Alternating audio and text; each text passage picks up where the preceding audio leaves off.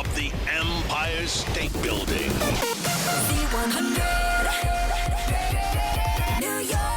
Hello, guys.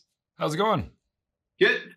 Garrett Vogel from the Elvis Duran Show. So, John, Michael, watching this film, did it feel like you were still filming the series? Because to me, it felt like I was watching the series, but on steroids. By the way, that's the best review we've had so far. That's a really exactly good way to what the put point it. was. Nice.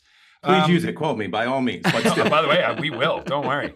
No, I think that's exactly right. For me, I love doing the long form storytelling because I was such a fan of Jack Ryan as a kid that I feel like the show allowed you to get to know not only him more, but the people around him, and therefore also get a whole new specificity on the world, the sort of Ryan universe. And I think only in doing that, we were able to then condense it. Once people fall in love with characters, you're allowed to put them in more precarious situations to amp up the action and the tension. And it really reminded me of all the movies I fell in love with as a kid, from Hunt for Red October to Patriot Games to Clear and Present Danger was one of my favorites.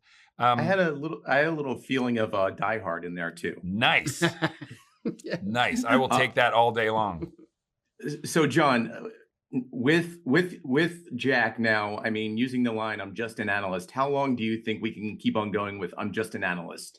I think that went out the window about 2 seasons ago. I think it's my favorite part about the character is not only do we as audience members underestimate him, but he's underestimating himself. And so in doing so, enter Wendell Pierce's incredible interpretation of James Greer, because he's not just his boss. He's not just his the guy he's going to learn from. It's the guy who's going to not only partner with, but actually share his entire life with, which allows us to go into the movie like this, and they get to be adversarial for a part of the movie and see things differently, which is, again, like a real family. So it was, he's no longer an analyst anymore, but I do think that Jack Ryan navigating the gray area of the world is sort of the best part of the whole experience for me.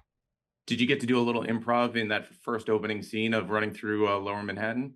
Yes, 1,000%. That was amazing, by the way. We love shooting anything in Manhattan, but to do it out there and to get those shots of the Freedom Tower and to get through the West Village was amazing. But the first scene with Michael, Wendell, and I, we got to improv a lot because it was genuinely us seeing each other for the first time in a while. So it was great. Now, Michael, with your character, there's always a cost. But what cost haven't we seen with Mike? What cost haven't we seen? What cost haven't we seen that he's put himself out there to risk for the job? I mean, he'll do anything, right? Like which is not at all Michael Kelly, by the way. He's balls to the wall. Like, he calls, and of course, the answer is yes. Like, he's gonna go. Tell him to jump out this window right now. Watch what happens. Well, we need an ending to the interview. So now, with this film too, just like in the series, are there any Easter eggs that will end up eventually coming to play in real life, like Jack's monologue about Venezuela as he's teaching the class, and then come January where living Jack Ryan in real life almost? That's such a bizarre thing. I think the coolest part about this character is that clearly Tom Clancy always wrote a geopolitical background. Right. Clearly, just like the show, Tom Clancy never intended for it to be as prescient as it was. So, I wrote this script, 2.5, 3 years ago. So, of course, nothing ever is intended to mirror the real world. But when it does, I'm as baffled as you are. Well, it was like finally another show that we can relate to aside from The Simpsons predicting the future. Now, for me, guys, a monologue that's always stuck to me was the end of season 3 with Luca's monologue as the series came to a close. For you, do you have those memorable moments or memorable lines that have stuck with you, or even if in the film? Like for me, the men who act on what is right, not simply doing what they are told, has really stuck with me personally. But for you guys, throughout the series and this film, what about for you?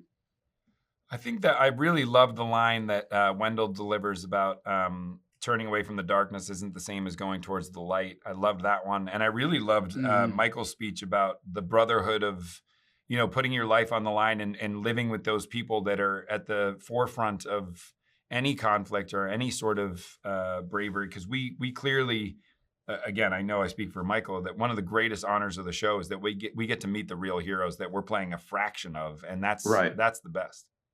Well, Michael, my other favorite quote from the film was, "I found the back door." Back fucking door. Yeah. The back, that was such a badass like superhero line right there too, as destruction's happening. So again, I'm gentlemen, like, thank you, John. All right, well, Michael, now you can jump out the window in the back, but thank you very much for your time.